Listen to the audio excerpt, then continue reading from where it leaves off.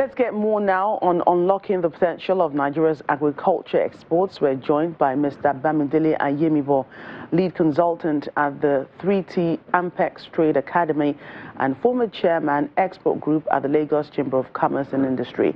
Welcome to the program. How are you? Let's take a look at international trade before we talk about exports. Nigeria has been engaging in global trade for a very long time, yet the country has not fully benefited from the highly publicized advantages.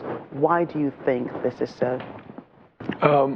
Those that benefit from trade are not those that import, but mainly those that export.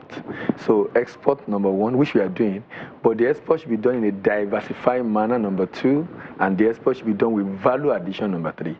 So we are doing the first one, which is the export. We're not doing enough in diversification. 6.2% of our export is non-oil, the rest are oil.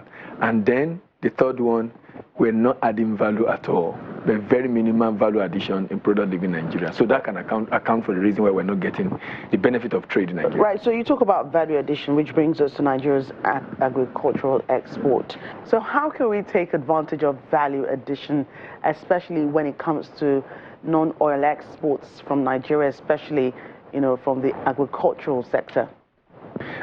That's exactly the issue that people have given. That the reason they've given is the fact that we're not competitive. That's why people are not exporting value-added product. But I disagree with that, because currently we still export value-added product, only that we do more to Africa. And here's my take on agric, and I think it's good we begin to look at this in Nigeria.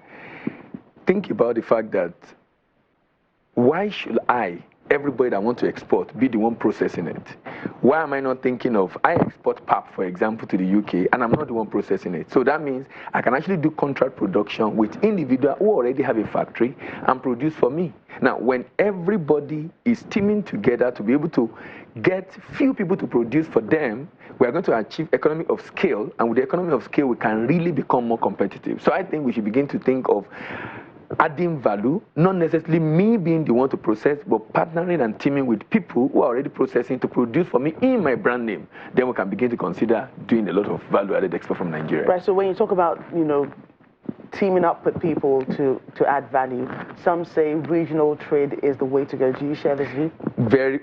Which is why I'm one of the strong proponents of the African Continental Free Trade Agreement. Yes, so having signed that, for me, we are already on the track, considering the fact that majority of our manufactured good goes to West Africa. With the border closure, in the last 3 months, if we compare it with the data of last year, we probably would have done about 900, almost $1 billion in export, comparing to the data of last year, 3 months. Because last year we exported a good of about 62 billion, a quarter is about 3-point-something billion, and that comes to about $900-something million in a quarter, actually in a month rather. So in the last 3 months that people have been closed, we've practically, in my opinion, lost about $1 billion because of the lot of people that have not been able to allow to export, which is good is happening now because of the issue, what the government have as issue with our neighbor.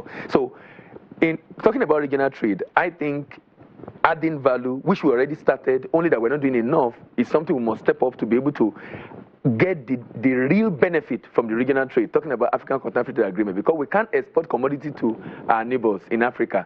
Some of them are even worse than us, so they will expect value-added product from us. And like I said, teaming together to be able to ensure that we work with people who are already processing, so that we can help them to reduce their cost. Because when we team with them and they're producing, they can achieve economy of scale. That means they will be producing at a lower cost, and maybe that will help us be more competitive, which is the concern many people have about being competitive under the African Continental Free Trade Agreement. And thank you so much for your thoughts on Africa 52. Well, today, Bamidele Ayemibo. Thank you very much for having me.